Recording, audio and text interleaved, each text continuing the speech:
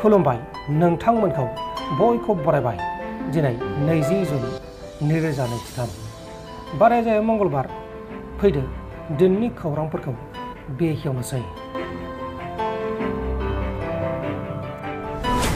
दैज्लां बोथोरनि दैबाना आरो दैज्लां बोथोरनि जुब जुब जाम जाम अखा हाबाय थानाय समावनो चिरां डिस्ट्रिक्टआव सिखावनि उदखार सोमजिदों। चिरां डिस्ट्रिक्टनि सिङाव थानाय सामथाइबारि गामिनि देलायस्रि गलायाव बे जाथाया जादों। सामथाइबारि गामिनि रायजो राजाफोरा गामियावनो 2003 मायथाइनिफ्रायनो देलायस्रि मुंनि गलाखौ बेखेवनानै बे गलायाव मुवा बेसाद बायलाय फाननायनि सुबिदा लादोंमोन। नाथाय बे गलाखौ माखासे दुथां सिखाव उदखारिफोरा नोजोराव गोलैदों। बे गलायाव गलानि मुवा बेसादफोरखौ माखासे सिनाय मोनै दुथां सिखावफोरा खावना लांखुमादों।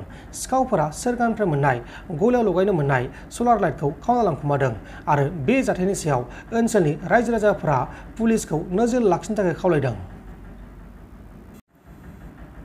गोबां अखा हानायनि जाहोनाव गुवाहाटी नोगोरमानि सिङाव थानाय कामाख्या मन्दिरनि साखाथियाव दुर्गा सरलपारानि लामायाव गोरलै लेन्डस्लाइड जादों। उनाव बे जाथायखौ जिल्ला खुंथाया खौरां मोननानै जिल्ला खुंथायनिफ्राय जाथायसालियाव थांनानै लामाखौ फाहामफिननो थाखाय आखायाव लानाय जादों आरो बे जाथायाव रावबो जेबो जायासै, रावबो जोखोम जायासै आरो रावनिबो जिउ खहा जायासै। दैबाना जादों नाथाय दैमा गेजेराव बारजुमदों आरो दैमा गेजेराव बारजुमनानै सासे सिख्लाया गावनि जिउखौ फोजोबनो नाजादोंमोन। नाथाय बे सिख्लाया थैथारासै, खाफाला मोजां। बुरलुंबुथुर दैमायाव सासे सिख्लाया खारबाय थानाय नावसानिफ्राय बारजुमनानै गावनि बेसेन गोसा जिउखौ गावनो फोजोबनो नाजादोंमोन। उनाव सिख्लानि बारजुमनायखौ नुनो मोननानै नावनि सासे मेम्बारा बारजुमफानानै सिख्लाखौ रैखा खालामफिननो हादों। गुवाहाटी नोगोरमानिफ्राय नर्थ गुवाहाटीसिम थांबाय थानाय नावनिफ्राय बे सिख्लाया बारजुमनानै गावनि बेसेन गोसा जिउखौ फोजोबनो नाजादोंमोन। नाथाय खाफाला मोजां, बेनिखायनो थैयासै आरो थैनो नागिरनाय सिख्लानि मुंखौ खौरां मख'नाय जायाखै।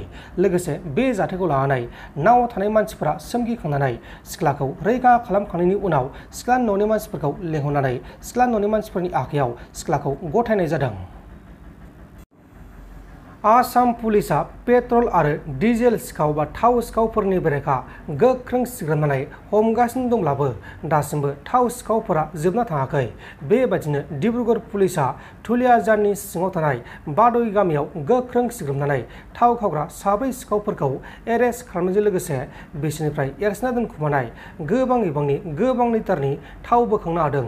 हमजानाय थाव सिखावफोरनि मुङा जाबाय सन्जीब सेठिया, सन्जु हातिमुरिया, मुकुल हाजरिका आरो बितुपन फुकन।